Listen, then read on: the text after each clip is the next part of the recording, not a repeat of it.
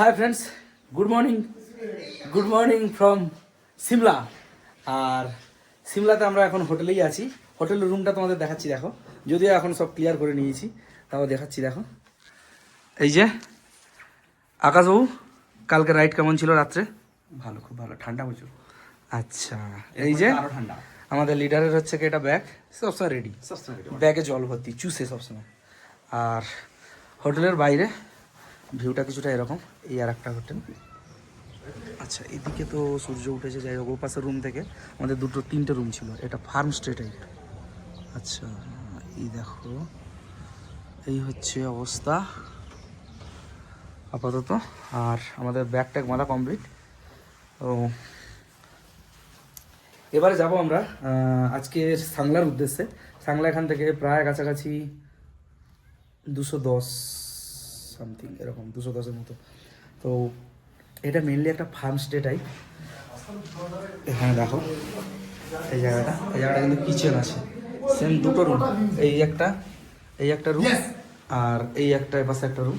আর এই যে রাজু, আমার পার্টনার এখন আপাতত এই ট্রিপে, ভাই। তো চলো বাথরুমটাও একবার দেখিয়ে দিই। এই হলো বাথরুমের অবস্থা, সুন্দর, মোটামুটি গিজার টিজার সব কিছুই আছে। তোমরা চাইলে এখানে আসতে পারো। হোটেলের নাম হোটেল মুনল্যান্ড।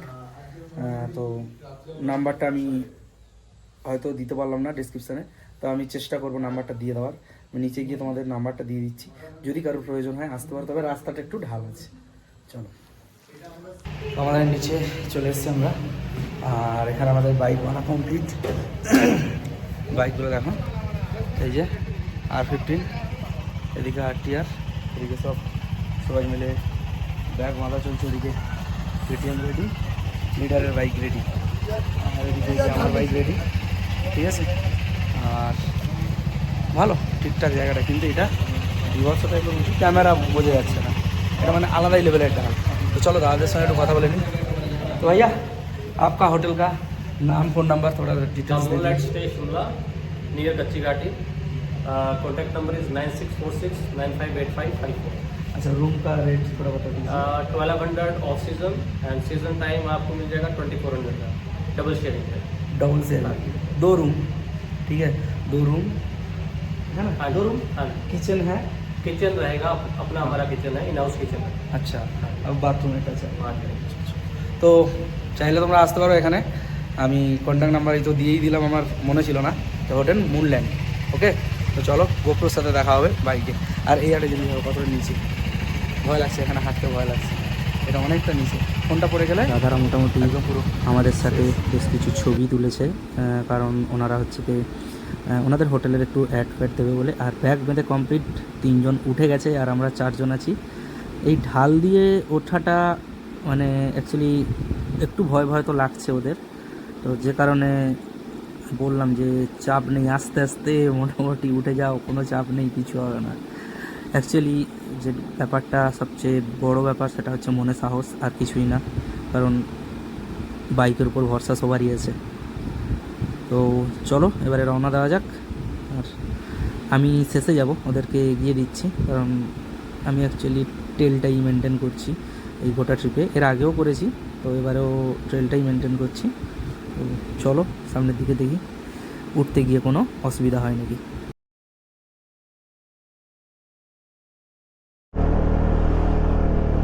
সেই উঁচু রাস্তায় এখন ওঠা চলছে, সবাই মোটামুটি উঠে গেছে মনে হয় এতক্ষণ। সবাই একটু ভয় পাচ্ছিল, অ্যাকচুয়ালি রাস্তাটা এতটাই খাড়াই, ভয় পাওয়াটা স্বাভাবিক। তো ওই যে সামনে নান্টুদা যাচ্ছে, কেন সত্যি মানে একবার ভেবে দেখো কতটা খাড়াই। ওই 60 to 70 ডিগ্রি খাড়াই তো হবেই, এরকম অবস্থা।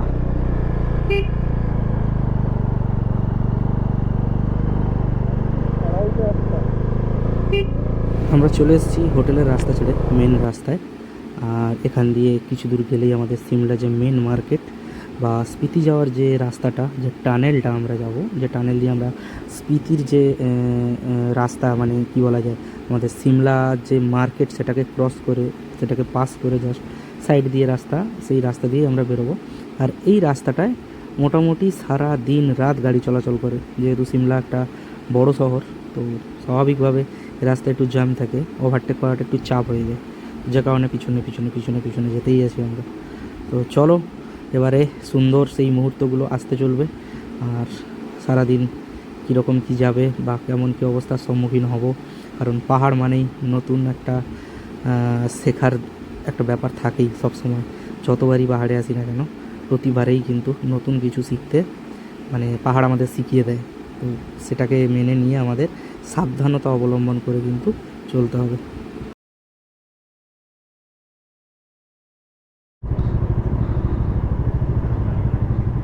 আরে বাম দিক, আরে তুমি চলো না বাম দিক।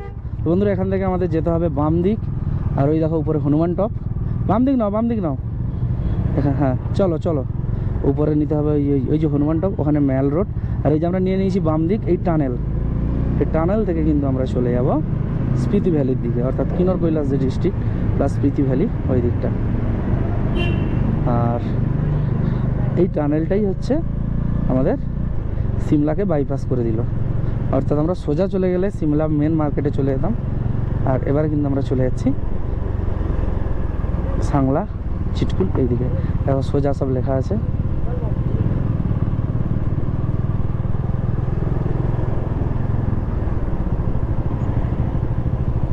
উপর দিয়েই চলো চলো চলো,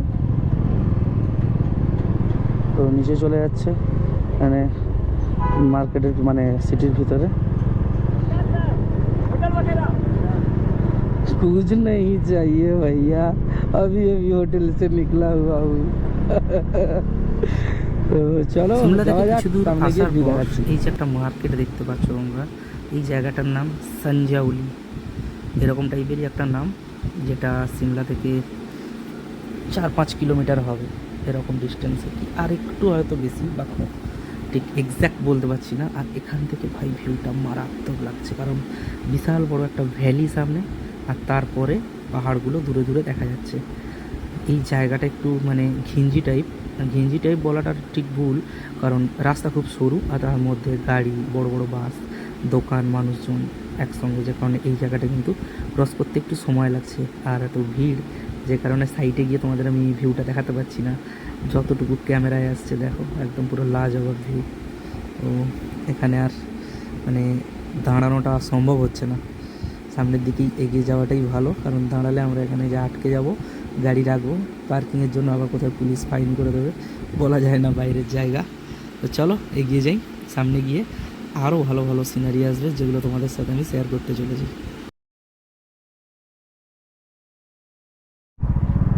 এখানে দেখো ঢালি টানেল বলে একটা টানেল আছে, চ এখানে ওয়েস্ট পোর্টাল ঢালি টানেল, টানেলটা খুব সুন্দর দেখো,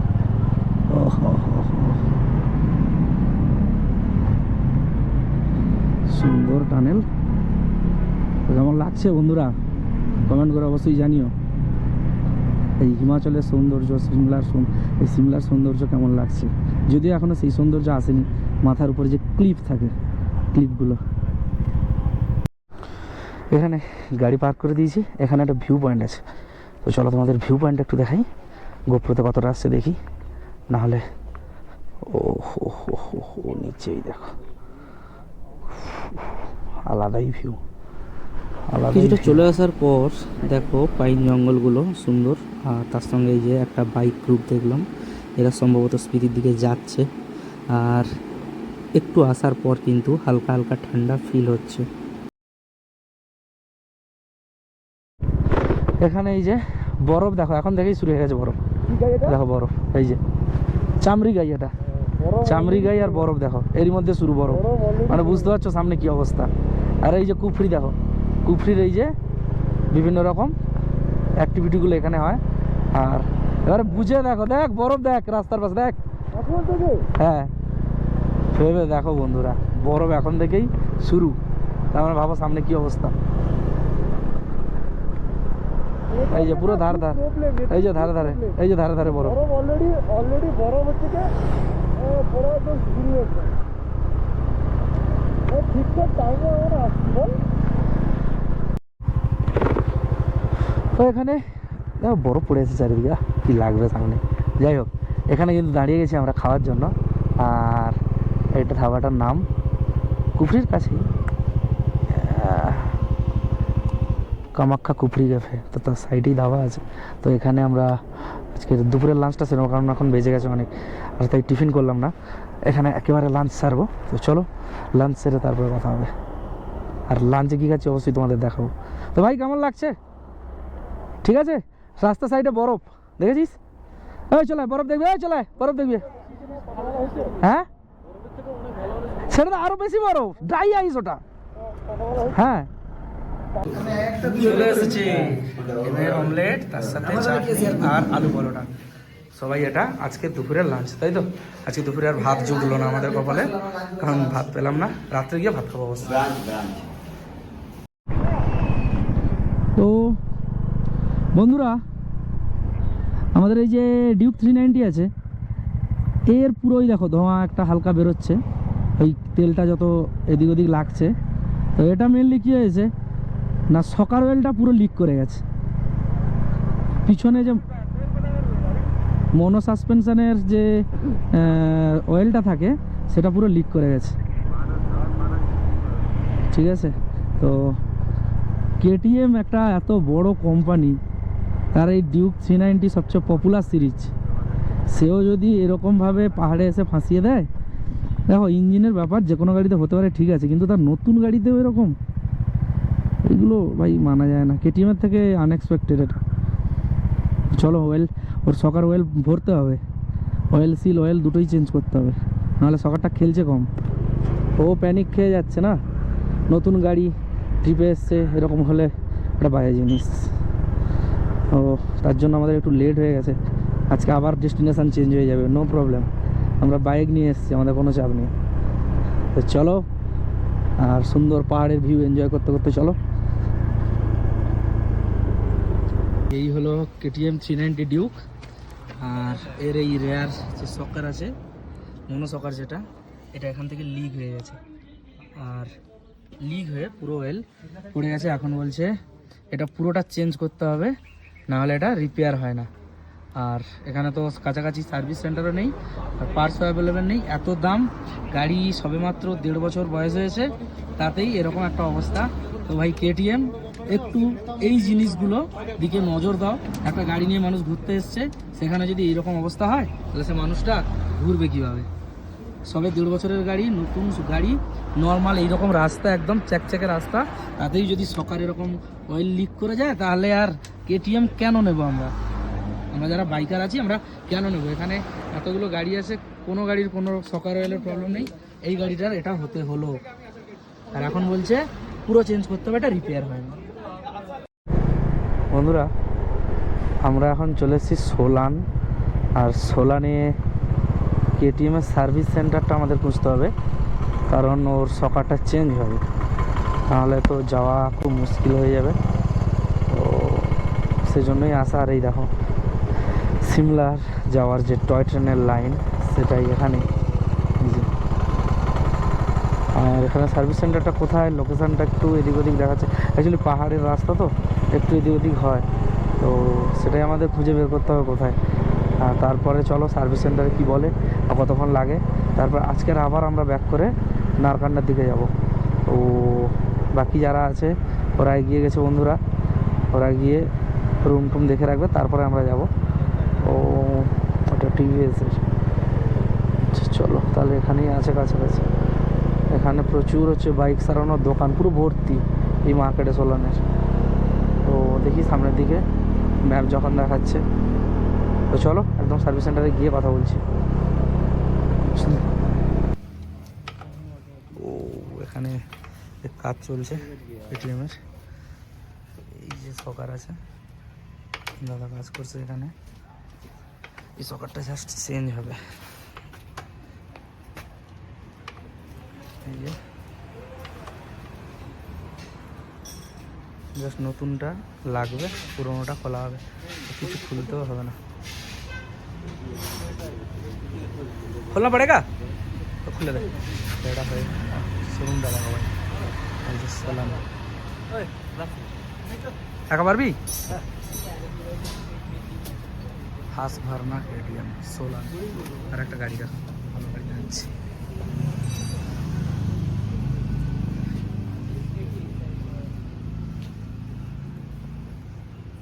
টাইগার, টাইগার কোণে পড়ে আছে সার্ভিসিংয়ের জন্য মনে হয়। ভাই নতুন সকার লেগে গেছে ডব্লিউপির। এই একটা নাট আর এই একটা নাট, এই দুটো নাট খুলে সকারটা বসিয়ে লাগিয়ে দিয়েছে, ব্যাস গাড়ি পুরো রেডি। ও পাহাড়ে এসেও আমরা এই সাসপেনশন কিন্তু পেয়ে গেলাম কেটিএম থেকে। আর কেটিএমের এই জিনিসগুলো 5 বছর করে ওয়ারেন্টি। তো চলো গোপ্রোর সাথে দেখা হচ্ছে। আমাদের সার্ভিস সেন্টারে কাজ শেষ হয়ে গেছে, কারণ 5 মিনিটও লাগেনি সকারটা পরাতে, শুধু ওয়ারেন্টিটা ক্লেম করতে একটু সময় লেগেছে। আর এই দাদাদের মানে কাজ খুবই ভালো, আর খুবই মানে কী বলা যায়, কুইক কাজ করে। আমাদের বেশিক্ষণ দাঁড় করিয়েও রাখেনি, অনেক গাড়ি ছিল ঠিকই, কিন্তু আমরা যেহেতু ট্যুরিস্ট ছিলাম আমাদের কিন্তু ছেড়ে দিয়েছে তাড়াতাড়ি। আমরা অলরেডি বেরিয়ে এসেছি, কারণ আমাদের আজকে যারা সামনে গেছে তারা নারকান্ডাতে গেছে, আমাদের এখন পৌঁছতে হবে, সন্দেহ হয়ে গেছে। আর পাহাড়ে মেনলি ফগ লাইট জ্বালানোর একটু চাপ হয়ে যায়, কারণ আমাদের কাছে যে ফগ লাইটগুলো আছে একটু পাওয়ারফুল। অপোজিট সাইডে যে গাড়ি আসবে তাদের অ্যাক্সিডেন্ট হওয়ার একটা চান্স থাকে, এই জন্য পাহাড়ে মেনলি ফগ লাইটটা অ্যাভয়েড করা হয়। তো এই জন্য একটু স্লোলি যাওয়া হচ্ছে, তো দেখা যাক, চাপ নেই, ননস্টপ একটু চালাবো, চালিয়ে চলে যাবো। তো চলো, এরপরে সিমলার পরে যতদূর পর্যন্ত গিয়ে ঘুরে এসেছি তারপরেই তোমাদের দেখাচ্ছি আবার।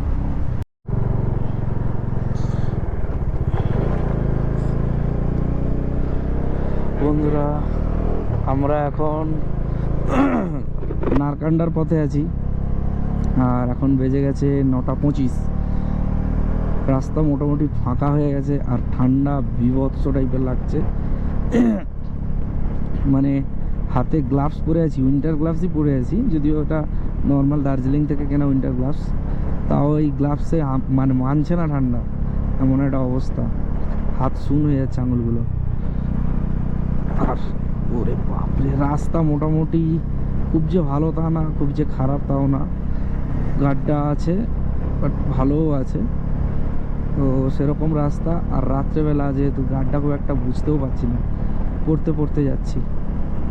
আর আমাদের ছেলেপুলেরা মোটামুটি সব রেডি, সেখানে আজকে রান্না হবে চিকেন কষা আর ভাত, কারণ অনেক দিন হচ্ছে আমাদের সুন্দর সেই একদম ঘরোয়া খাবারটা খাওয়া হয়নি, আজকে খাওয়া হবে। তো তোমাদের সাথে অবশ্যই শেয়ার করব রান্না কিভাবে করছি, কি দিয়ে। আর যদি ওরা আমি যেতে যেতে বসিয়ে দেয় তাহলে রান্না যদি হয়ে থাকে সেটা তোমাদেরকে দেখাচ্ছি। আর এখন তো এই অন্ধকারে তোমাদের দেখানোর কিছু নেই, নারকান্ডা আসুক, নারকান্ডাতে ঢুকে আমি তোমাদের দেখাবো রাত্রেবেলা নারকান্ডা কেমন দেখতে লাগে। আর কালকে দিনের বেলা অবশ্যই তোমাদের সাথে শেয়ার করব দিনের নারকান্ডাটা কেমন দেখতে, আর কেমন কি ঠান্ডা, কেমন বরফ পড়েছে সেটাও তোমাদের সাথে শেয়ার করব। তো চলো নারকান্ডার কাছে গিয়ে ক্যামেরা অন করছি। বন্ধুরা আমরা নারকান্ডা কিন্তু এন্টার করে গেলাম, আর নারকান্ডার এই ভালোই বড় একটা মার্কেট রয়েছে, এই দেখো উপরে লেখা আছে আই লাভ নারকান্ডা, বেশ বড় সড়ো একটা মার্কেট।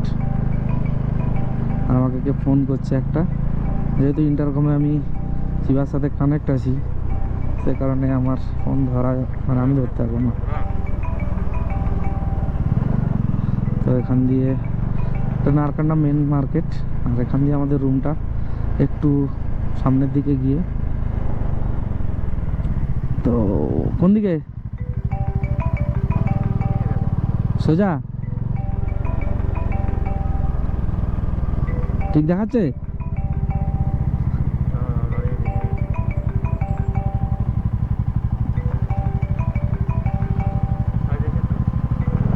চ সেরকম হলে ঘুরে নেব।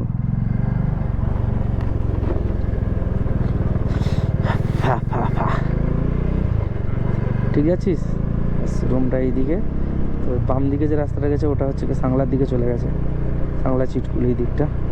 আর এটা আমরা মেনলি যাচ্ছি রুমের দিকে, একটু ভিতরের দিকে। কাল সকাল ছাড়া তো আমি তোমাদের রুমের ভিউ দেখাতে পারবো না, আজকে দেখি রুম পর্যন্ত যাই। তো চলো রুম পর্যন্ত গিয়ে তোমাদের দেখাচ্ছি। বন্ধুরা হোটেলের কাছে চলে এসেছি। রাস্তাটা একটু ভিতরে, এই রাস্তাটা একটু ভিতরের দিকে ছিল। হোটেলের কাছে চলে এসেছি, আর ভিতরে মানে ভালোই ভিতরে। ও এখানেই হোটেলগুলো আছে, বুঝতে পারছি না।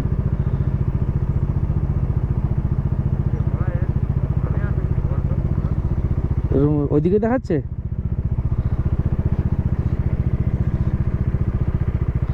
আমরা ভুল রাস্তা দিয়ে আসিস নি।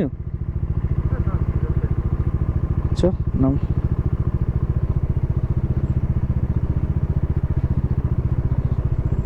আর একটা অন্য রাস্তা নেই তো দেখ, আমরা হয়তো কঠিন রাস্তা দিয়ে যাচ্ছি।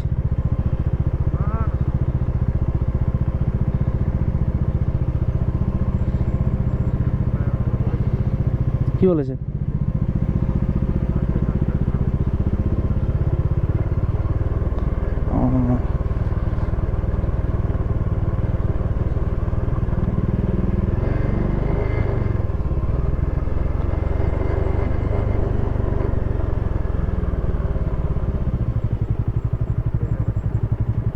এটাই দেখাচ্ছে।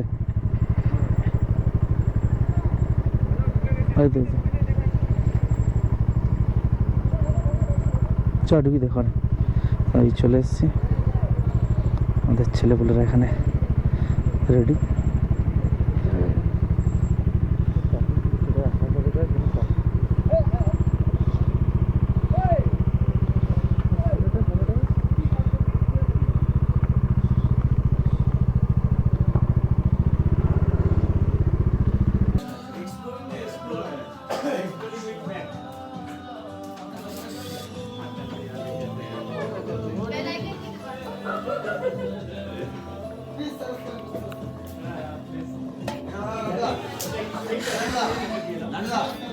বন্ধুরা আজকের ভিডিওটা এই পর্যন্তই, আর বেশি কিছু বললাম না। কালকে দেখা হচ্ছে একটা নতুন ভিডিওতে। Tata, bye bye, take care and ride safe.